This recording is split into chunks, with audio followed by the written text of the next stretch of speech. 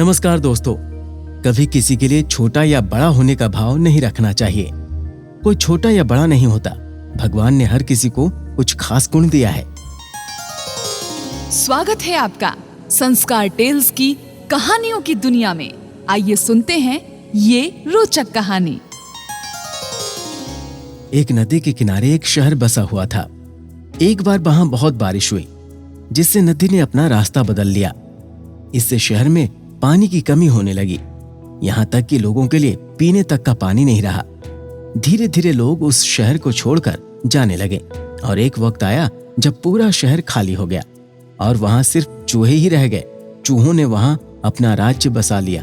एक बार वहां की जमीन से पानी का एक स्रोत फूटा और वहां एक बड़ा सा तालाब बन गया। दूसरी ओर उस शहर से कुछ ही दूरी पर एक जंगल था, जहां कई जंगली जानवर रहते थे। उन जानवरों के साथ कई हाथी भी वहां रहते थे, जिनका राजा था गजराज नाम का हाथी। एक बार की बात है, वहां भयानक सूखा पड़ा। सभी जानवर पानी के लिए हाहाकार मचाने लगे। वहां रह रहे हाथियों की भी बुरी हालत हो गई। हाथियों के बच्चे बिना पानी के परेशान होने लगे।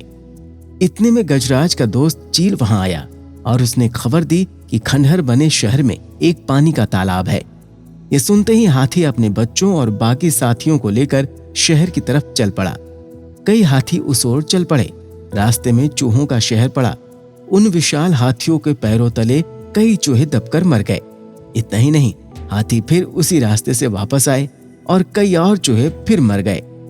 ऐसा कई दिनों तक चलता रहा और इस बात की खबर चूहों के राजा मूषक राज तक भी पहुंची। वो इस बात को लेकर बहुत चिंतित हुआ। उसके मंत्रियों ने मूषक राज को कहा, महाराज, आपको जाकर गजराज से इस बारे में बात करनी चाहिए। उनकी बात सुनकर मूषक राज गजराज के जंगल उनसे बात करने गया। एक बड़े से पेड़ के नीचे गजराज खड़ा था। मूषक राज वहां सामने पड़े एक बड़े से पत्थर पर चढ़ गया और कहने लगा, गजराज को मेरा नमस्कार। मैं मूषक राज हूँ। मैं उस खंडहर बने शहर में अपनी प्रजा के साथ रहता हूँ। हाथी को मूषक राज की बात ठीक से सुनाई नहीं दे रही थी। वो थोड़ा नीचे झुका और चूहे की तरफ अपने कान करके बोला, हे नन्हे प्राणी, आप कुछ कह रहे थे, क्या आप फिर से कहेंगे? ये सुनकर मूषक राज ने फिर से अपनी बात दोहराई, मैं मूषक राज हूँ। मैं उस खंडहर बने शहर में अपनी प्रजा के साथ रहता हूँ। आप और आपके अन्य साथी मित्र जब भी तालाब की ओर जाते हैं तो कई चूहे आपके पैरों तले दबकर मर जाते हैं। कृपया करके ऐसा ना करें, वरना बहुत जल्दी हम में से कोई नहीं बचेगा। ये सुनने के बाद गजराज दुखी होकर बोला, हाँ, मुझे पता नहीं था कि हम इतना बुरा कर रहे थे। हम तालाब तक जाने के लिए कोई और रास्ता ढूंढेंगे। ये सुनते ही चूहा बहुत खुश हुआ और बोला, गजराज, आपने मुझ जैसे छोटे से प्राणी की बात सुनी। मैं आपका आभारी हूँ। भविष्य में कभी भी अगर आपको किसी मदद की जरूरत हो तो मुझे जरूर बताएं। गजराज ने मन में सोचा कि ये इतना छोटा सा जेब मेरे किस काम आएगा, इसलिए उसने चूहे को मुस्कुराकर विदा किया। कुछ दिनों तक सब कुछ ठीक चल रहा था कि एक बार पड़ोसी देश के राजा ने अपनी सेना को मजबूत करने के लिए हाथी रखने का फैसला किया। राजा के मंत्री और उनकी सेना ने जंगल में कई हाथी पकड़े। हाथियों के पकड़े जाने की चिंता गजराज को सताने लगी।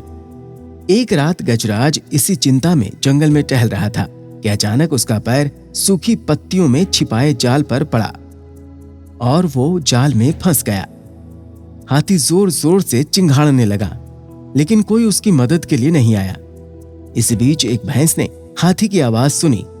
वो गजराज का बहुत आदर सम्मान करती थी, क्योंकि एक बार गजराज ने भैंस को गड्ढे से निकालकर उसकी जान बचाई थी।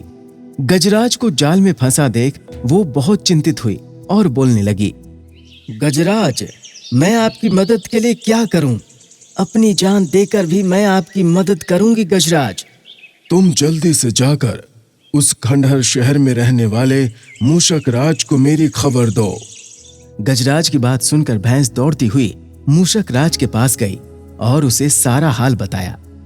मूषक राज ने जैसे ही ये बात सुनी तो वो अपने कई सैनिकों को लेकर भैंस की पीठ पर बैठ गए और गजराज के पास पहुंचे। फिर चूहों ने मिलकर जाल को काटा और गजराज आजाद हो गया। इसके बाद गजराज ने मूषकराज को धन्यवाद कहा। सभी खुशी खुशी रहने लगे। गजराज और मूषकराज की दोस्ती भी गहरी हो गई। तो दोस्तों, देखा आपने कि कोई भी प्राणी छोटा नहीं होता। हर किसी को भगवान ने अलग अलग गुणों के साथ धरती पर भेजा है। वक्त आने पर हर कोई अपने गुणों के बलबूते एक दूसरे के काम आ सकता है। बस प्यार और विश्वास होना चाहिए।